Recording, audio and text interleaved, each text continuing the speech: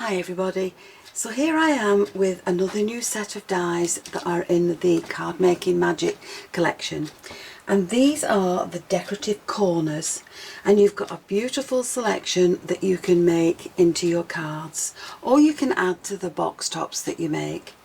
So we've got the rose, we've got the floral, we have the geometric, this is the leafy design, this is the hearts, and this one is the celebration, and they look quite a lot of dies in each pack, and there are. So let's take a look at the rose one. So these are all the dies that you get. Yours will not come on a magnetic sheet. I have added these myself. So there are 2 dies there. There are 3 dies there that will cut different corners, and then you have different size roses and flourishes. So you've got quite a lot of dies there for your money. And the dies obviously are different sizes to the ones on the packet. They look quite small, but these dies, as you can see, are quite big. So the one that I'm going to use is this hearts one. So these are the dies in the set. Now if you look at these, they marry up. This one will marry up with that one, and that will marry up with that one. But you can't marry up the two. So all I'm saying is, when you're cutting them, make sure that you have the right filigree piece with the right die. And you can see that those two match, so they will cut opposites for you when you die cut them. And the other two will do the same.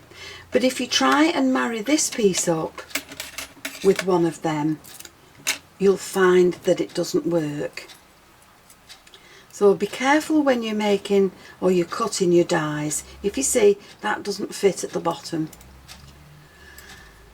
So you can either cut 4 of one design to have them all the same, or you can cut all 4 and have them so that they're opposite each other in the corners, but do remember the outside dies. So for this card I'm going to use a rather dramatic colour scheme, and I'm using black, white and this stripy card. So for my base I have a 5.5 inch black folded card, and I'm going to keep the fold at the top.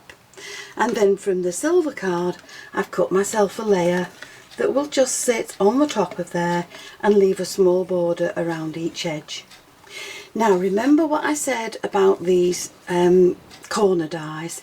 If you look now, that one fits perfectly on that base, but if I try and fit it onto another base, you can see that it doesn't fit. So you need to make sure that they are on the correct bases before you glue them all in place. Now that one does fit. So I've cut all 4 of my corners, and I'm going to make sure that I put the 2 that marry each other, that face each other, on opposite corners, and then the card will look equal. Now here's a quick tip for you. To make sure that these are well stuck down, run them through your die cutting machine, and that will make sure that the black card is pressed well and truly into the silver card. And then once your glue is dry, take a soft cloth and just polish over your silver card, and that will remove any fingerprints that are on there that you may have accidentally left. So I've glued the silver piece to the black base card, and we're going to add these corners. Now this one, that mirrors that one, and this one mirrors this one. So I'm going to add these to my card with some foam pads underneath. With the other dies from the set, I've taken this one and I have cut my stripy panel. Then I've taken the scalloped one and I've cut a black panel. And then with all 3 of the heart pieces, I have cut the shapes. So now we can start to add these to the card as well. So I'm going to add this to the card with some foam tape underneath it, and that's going to sit in the middle there. Then I've also got foam tape underneath this one, and this is going to sit in the middle of that black one. And you could reverse the colours if you want, just put plain black down there and the stripy one on top, because I must admit I'm going to cover a lot of the stripy one up right now. But that can sit there. Then we can add the hearts with some foam on the back.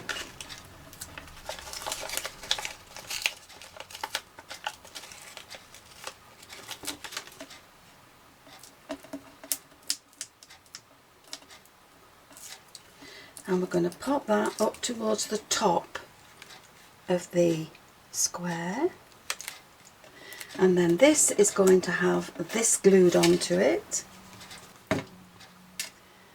and we're going to add this to the card with an action wobbler behind it. I got my action wobblers from CraftStash and they're in 2 different sizes, but I'm just going to use a small one for this. And what we do with this is we peel off the backing and we add it to the card, or we add it to the back of the heart, press it down, and then we'll peel off the rest of the backing paper. So now we can press this onto the card, and when that's flicked it wobbles quite nicely. Now from the stamp set I have taken the happy birthday and I have stamped it on white card, and I'm going to back that now onto some black card. So once that's backed onto the black card, I've added some foam tape and I'm going to pop this along the largest heart, just along there. And now we can dress this up with some pearls.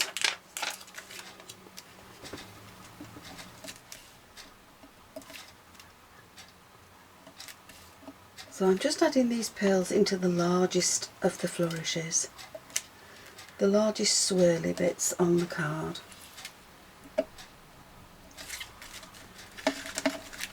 And there we are. Suitable for a male birthday card, I would think. You can also dress this up with some flowers if you wish, it's entirely up to you. So I've just found on my desk a Rambling Rose channel die, which is another collection that's available from CraftStash, and that's also by Card Making Magic. So I've just cut this out and I'm going to add this to my card, and I'm going to send this to a lady. I'll add a little bit of glue under that piece there, and then on top of it I'm going to add in a bow, and that will finish my card off really well, and that bow won't interfere with the heart wobbling action.